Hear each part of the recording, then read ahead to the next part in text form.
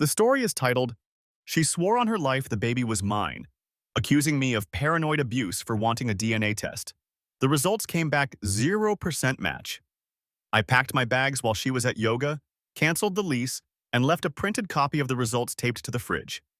I was staring at the lab report on my kitchen table, hands shaking so hard the paper rattled against the wood. Probability of paternity, 0%. It didn't even look real. It looked like a meme, like one of those fake Maury screenshots people post for laughs. Except this was my name, my social, my alleged daughter's file number. I swear I could still feel the weight of her the first time I held her. Emma was this tiny, pissed-off potato screaming her head off under the hospital lights. And I remember thinking, she has Lauren's nose but my eyes. I said that out loud. Lauren smiled. Lauren, 29, female, the woman I've loved for 5 years. The woman who swore on her life that baby was mine. Back then, I would have bet my soul on her. I'm Jake, 32, male. I do commercial HVAC, unglamorous work that keeps people from cooking alive in their offices every summer. I'm not fancy. I'm steady. I grew up with a dad who dipped the second I turned 8, so I built my whole adult personality around not being that guy. Show up, pay your bills, don't lie, don't cheat. Simple rules. When I met Lauren, she was working front desk at a gym, all messy bun and tired eyes, joking about how her Fitbit got more steps from re-racking weights than any of the dudes actually lifting. She had this restless energy, like she was half here, half already thinking 3 moves ahead. I thought it was charming. Looking back, it was something else. We moved in together fast, too fast if you asked my best friend. Mark, 33, male, has known me since middle school and still gives me crap about how I basically adopted a roommate and a dog in the same month. You fall hard and stupid, he told me. One day that's gonna bite you in the ass. For a while, it was good. Really good. Lauren could be hilarious and thoughtful and intense in all the right ways. She'd decorate the apartment with these cheesy little chalkboard signs, "Our Nest," and "Good Vibes Only," and I'd roll my eyes while secretly loving every second of it. We talked about marriage, about kids, about how we were going to do everything better than our parents did. When she found out she was pregnant, she cried into my hoodie for 20 minutes straight, whispering, "You're going to be such a good dad." And I believed her. I believed us.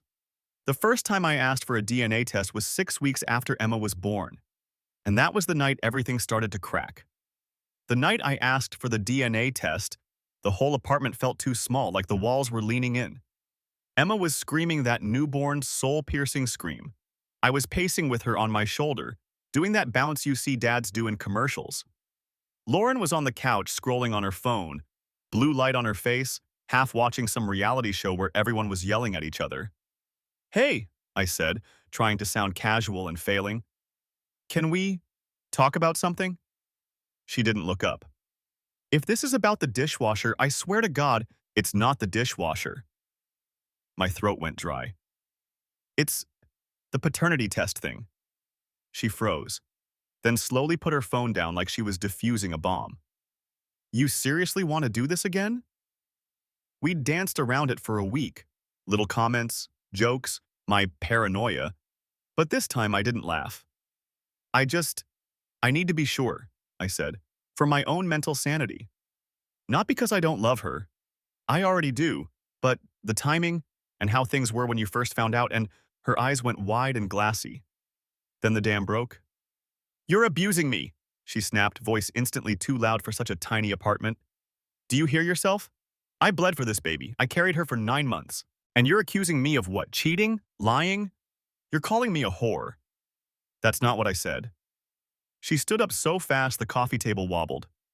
"You might as well. Oh, hey, babe, since you're still bleeding into pads the size of mattresses, can you also prove you're not a lying slut? Is that the energy?" Emma startled and wailed harder. My chest clenched. "Lower your voice," I begged. "You're scaring her." She grabbed the framed ultrasound off the bookshelf and hurled it at the wall. Glass exploded, raining over the floor. "You're scaring me, Jake!" Her voice cracked into this raw, high-pitched sob. "My own boyfriend thinks I trapped him with someone else's kid. You're just like your dad, always looking for an excuse to bail." That hit hard. Low, precise, I shifted Emma away from the broken glass and felt that ugly mix of anger and guilt twisting together. If there's nothing to hide, why is a simple test such a big deal? I asked quietly. She marched right up to me, tears streaked, breathing fast. Because it's not simple. It's you telling me I'm untrustworthy.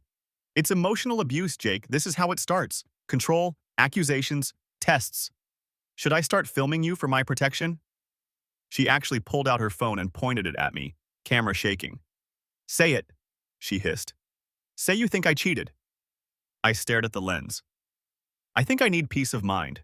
She gasped like I slapped her. Then she did slap me, open-handed, across the shoulder and chest. Emma jerked, screaming. I stepped back, heart pounding. Lauren's face twisted into something ugly and terrified all at once. Get out, she choked.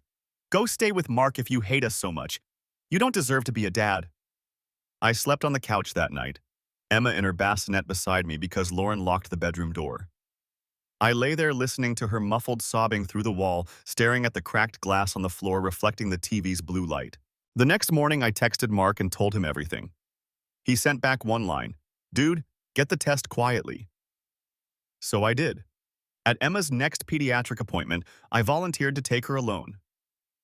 In the parking lot, hands shaking, I swabbed the inside of her tiny cheek and mine, sealed the kit, and dropped it in the mailbox outside like I was mailing a bomb. Then I went home, kissed Lauren on the forehead, and pretended nothing had changed. Update 1. Okay, here's the first real update. So a bunch of you pointed out the weird timing in my original post. Totally fair. When I started writing it, the results weren't back yet. Then life went sideways. I picked up the report, and by the time I actually hit post, I was literally staring at 0%. I didn't go back and edit the waiting for results stuff clearly. That's on me. Anyway, yeah, it's official. I am not Emma's biological dad. I got the email from the lab while I was at work. I sat in my truck on lunch, grease on my hands, and opened the PDF on my phone. Alleged father, excluded as biological father. I read it once, twice, a third time. It felt like the air got thick, like trying to breathe underwater. My first thought was so stupid, but she looks like me. The second thought was just rage, this hot, shaking thing in my chest. 5 years. All the speeches about loyalty and honesty. All the times she called me paranoid and abusive. I called Mark. I didn't even say hello, just, it's not mine. My voice cracked on mine.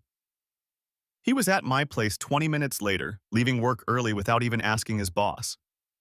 He took one look at me, at the printed report in my hand, and just pulled me into one of those awkward dude hugs where you both pretend you're not actually hugging. She knew, he said quietly. She had to. That hurt worse than the report. We sat at my kitchen table, same spot where I'd held the paper earlier, and started talking practical stuff. It was almost surreal, like planning a fire drill while the building's already burning. Mark goes, She's at yoga every Tuesday and Thursday, right? Yeah, 6 to 7:30. Okay, you don't scream, you don't fight, you don't give her a chance to spin this. You walk. I hated how right that felt. We pulled up the lease. My name and Lauren's are both on it, but the landlord is my cousin's friend. I texted him just, Emergency, need to talk about breaking lease. He called me in 5 minutes. I didn't give details, just said I'd be out by the end of the month and I'd cover the penalty. He agreed. Then Mark looked at the test results and smirked this dark, humorless smirk. You know what you should do? He said. Print this. Big. Leave it somewhere she can't miss it. That idea lodged in my brain like a hook. So here's the plan, Reddit. Next time she goes to yoga, I'm packing my stuff, canceling everything that's in my name, and taping that lab report to the fridge like it's a grocery list. I'm not sure if that counts as petty or nuclear, but after being told I'm an abuser for wanting the truth, it feels weirdly gentle. I haven't done it yet. My hands are literally shaking while I type this because once I go through with it, there's no going back. The day I actually did it, everything felt too normal. That screwed with my head more than anything.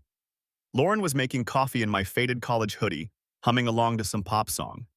Emma was in her bouncer, kicking her legs, her little fists opening and closing like she was trying to grab the sunlight. You're quiet, Lauren said, leaning against the counter. You still mad about our fight? She said it like it had been a stupid argument about dishes instead of her calling me an abuser. I swallowed. Just tired. Long week. She walked over, slid her arms around my waist, chin on my chest. We're okay, right? I know trust is hard for you with your dad and all. That line again. My trauma as a prop. Maybe we should start couples therapy. Work through your paranoia. My paranoia? I almost laughed. Instead, I kissed the top of her head and said, yeah, maybe. At 5:30, she started getting ready for yoga. Leggings, sports bra, hair up. She sprayed perfume, the same vanilla stuff she wore on our first date. It made my stomach roll. On her way out, she kissed Emma's forehead, then mine. Love you. Don't spiral while I'm gone, she joked, grabbing her mat. The door clicked shut at 5:58. For a second, I just stood there, listening to the silence. My heart was pounding like I'd just sprinted upstairs. Then I moved. Mark was already downstairs in his truck. We hustled up the steps, arms full of flattened boxes and trash bags. Clock's ticking, dude, he said. Let's go. I started with the closet, my boots, work uniforms, the hoodie my brother gave me. Every hanger I slid off the rod felt like erasing a piece of myself from the life we'd built. I left anything that was clearly hers. I even left the stupid chalkboard sign, our nest. It looked ridiculous hanging over the boxes. While Mark loaded the first round into his truck, I sat at the kitchen table and printed the lab report, 3 copies. The printer whirred like it knew it was doing something evil. Copy 1 went on the fridge, dead center, taped at all 4 corners so she couldn't accidentally knock it off. Copy 2 on the bathroom mirror, right where her face would be when she took off her makeup. Copy 3 on her nightstand, weighted by the little ceramic dish she used for her jewelry. On the fridge one, I grabbed a red Sharpie and circled the line. Probability of paternity, 0%. Underneath I wrote, you called me paranoid abuse for wanting the truth. While I was packing the last of my tools from under the sink, I bumped the framed photo of us at the beach, Lauren on my back, both of us sunburned and grinning. It fell face first, and the glass cracked right across our smiles. I just stared at it for a second, then left it exactly like that on the floor. I called the landlord to confirm. Keys on the counter, right? He asked. Yeah, I said. My voice sounded dead. Utilities in my name end this week. She'll need to set up her own. I put my key next to the stove, right below the test results. One last look around. Emma's swing, the blanket on the couch, the empty spot where my boots used to sit. My chest ached so hard it almost felt physical, like someone had a hand inside my ribcage and was just squeezing. In the truck, halfway to Mark's place, my phone buzzed. Lauren. Heading into yoga, love you. I stared at the screen, then put the phone face down. 2 hours later, it started. First, a missed call, then another, then the texts. Jake? Where are you? Is this some kind of sick joke? Finally, a photo came through. The fridge, my copy of the lab report front and center, the red circle like a target. A second later, a video, Lauren sobbing, mascara streaked, yanking the paper off the fridge and slamming the door so hard magnets flew. You're a monster, she screamed into the camera. You did this to embarrass me? To humiliate me? After everything? She threw the phone, and the video cut off with a blur and a crash. When the video cut off, I just sat there on Mark's thrift store couch, phone in my hand, heart hammering. My whole body felt like it was buzzing, like I'd had 6 energy drinks on an empty stomach. She's gonna come here, Mark said. You know that, right? She doesn't know your address. He gave me a look. Jake, she's gone through your glove compartment. She knows everything. Right on cue, 15 minutes later, we heard tires screech outside, then pounding on the front door. Jake, open the door, you coward! Mark's dog started barking like crazy. Mark muted the TV, looked at me. You want me to call the cops? I hesitated. It felt extreme. Let me just talk to her. I stepped onto the porch and there she was. Lauren, barefoot, hair wild, mascara smeared, Emma on her hip wailing.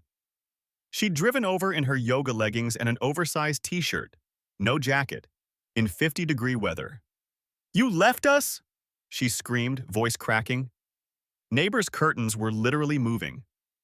You abandon your child and then leave this? She shoved her phone in my face, the photo of the test on the fridge.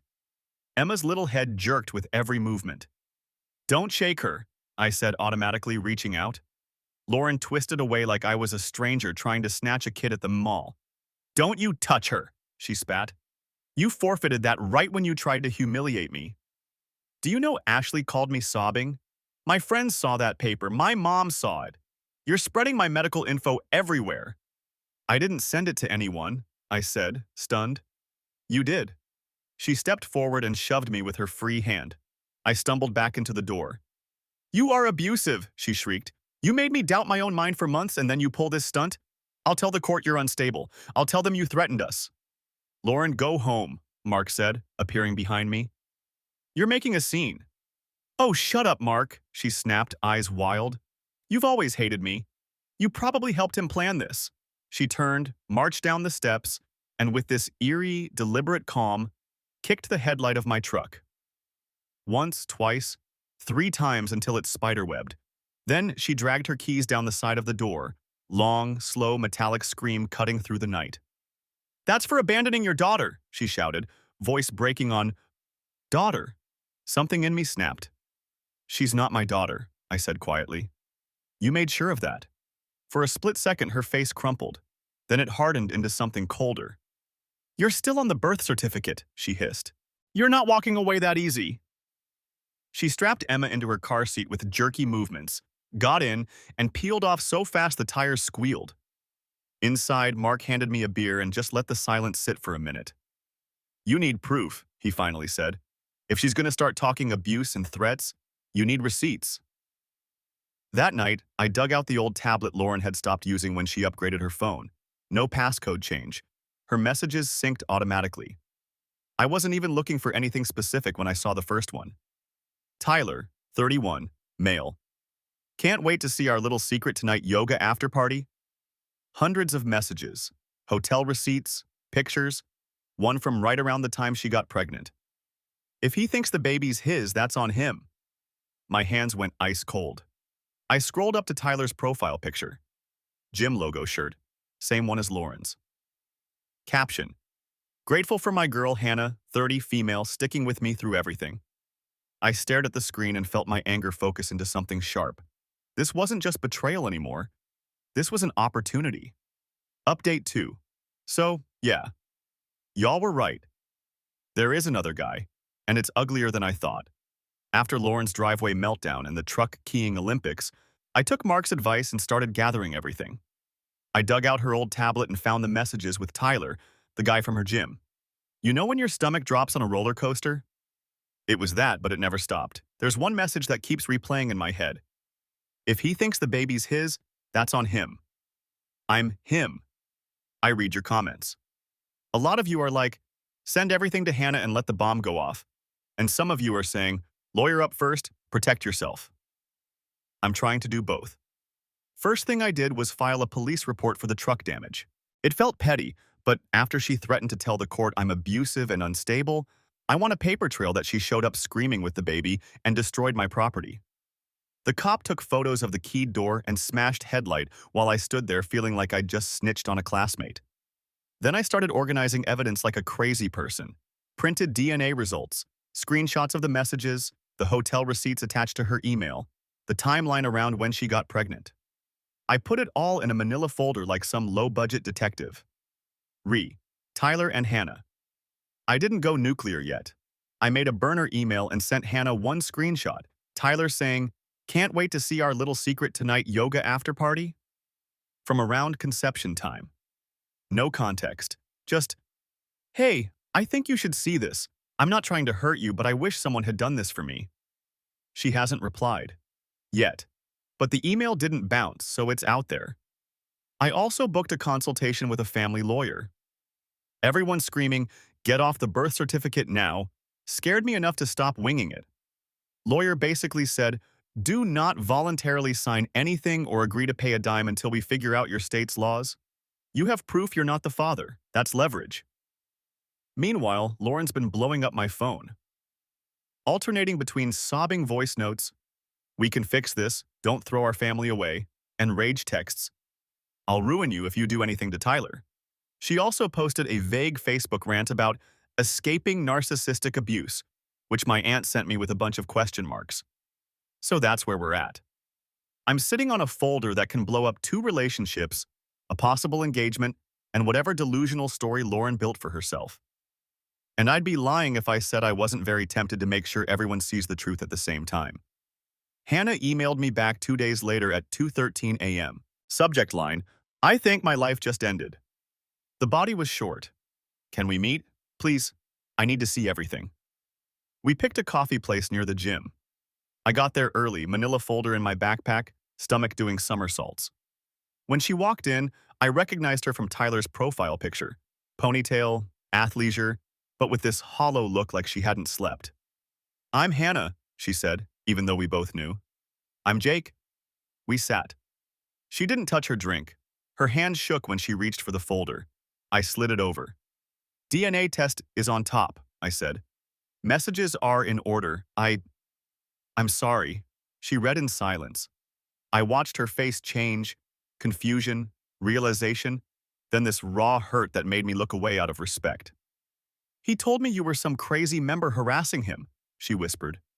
That your baby mama was obsessed. He said she was dangerous. I laughed, sharp and humorless.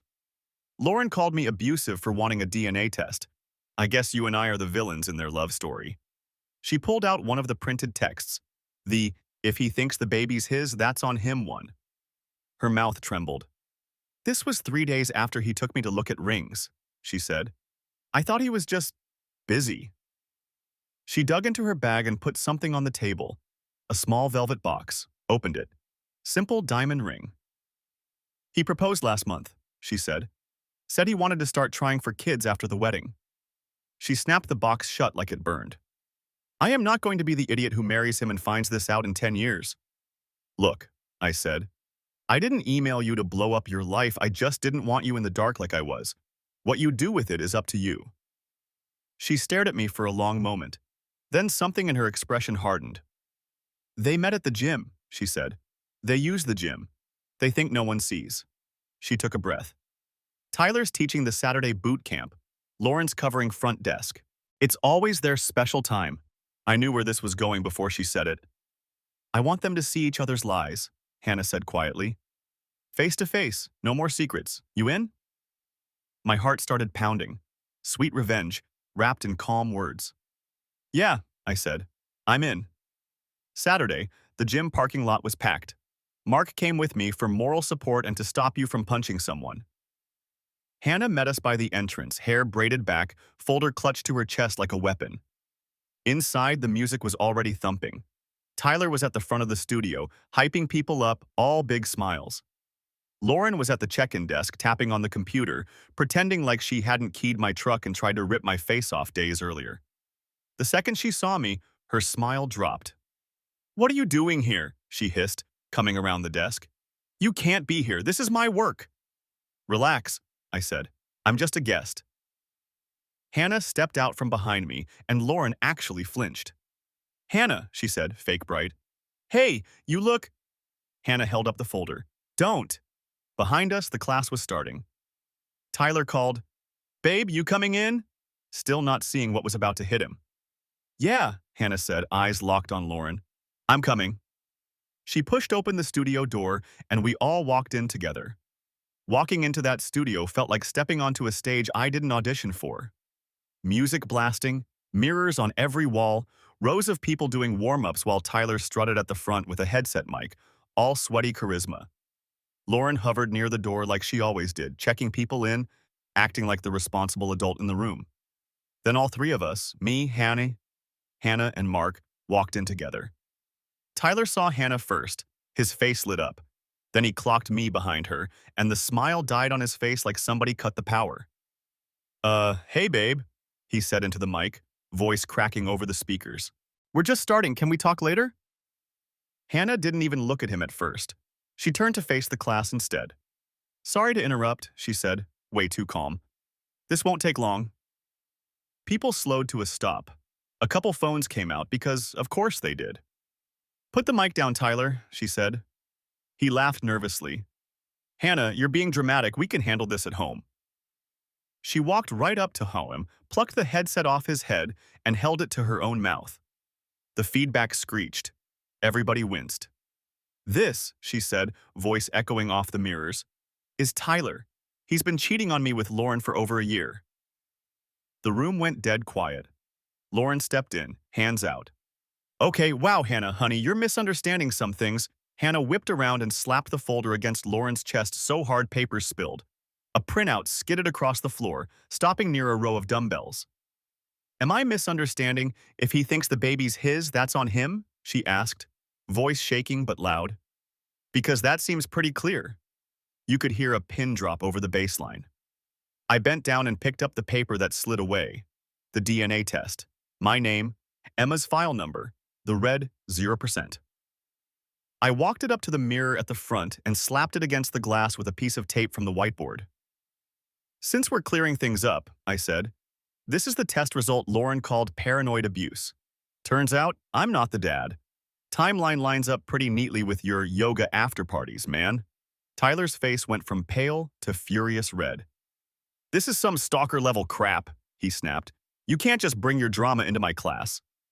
"Our class," one of the women in the front row muttered. Lauren lunged for Hannah, fingers clawed, going straight for the folder. Hannah jerked back. Lauren missed and crashed into the rack of free weights. A whole row of dumbbells clanged to the floor, one rolling into someone's ankle. People jumped back, cursing. "Lauren, that's enough!" the gym manager shouted from the doorway. I hadn't even seen him arrive. "Office, now! Tyler, shut the music off!" Lauren pointed at me, chest heaving, hair falling out of her ponytail. "He's dangerous," she screamed. "He abandoned his child and now he's stalking me at work. You keyed my truck and showed up at my friend's house, screaming with Emma in your arms." I cut in. "There's a police report. Keep going." You could see it click for the room. Oh, she's that kind of unstable. Phones angled a little higher. Hannah took off her ring, looked at it for half a second, then threw it. It pinged off the mirror right above the taped DNA result and landed at Tyler's feet. "We're done," she said, voice flat.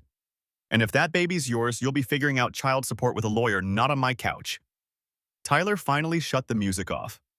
The silence after the speakers died rang in my ears. Security ended up escorting Lauren out after she started screaming about lawsuits and narcissistic smear campaigns. She knocked over a display of protein bars on her way, boxes skidding everywhere like some pathetic confetti. Aftermath came in waves. Lauren was fired for the scene and for violating client safety. Tyler got suspended, pending investigation. Hannah sent me a screenshot of her appointment confirmation with a lawyer. My own attorney filed to get my name removed from the birth certificate. The judge took one look at the DNA test and granted it. No child support, no more paranoid abuser narrative that actually sticks. I still think about Emma. I'm not made of stone. Sometimes I see a baby her age at the store and my chest does that hollow ache thing. But then I remember Lauren's face in that studio, the way she weaponized my trauma, the way she used Emma like a shield. My revenge wasn't slashing tires or draining accounts. It was handing them the truth and letting them smash their own glass lives in front of everyone, and walking away while the pieces fell.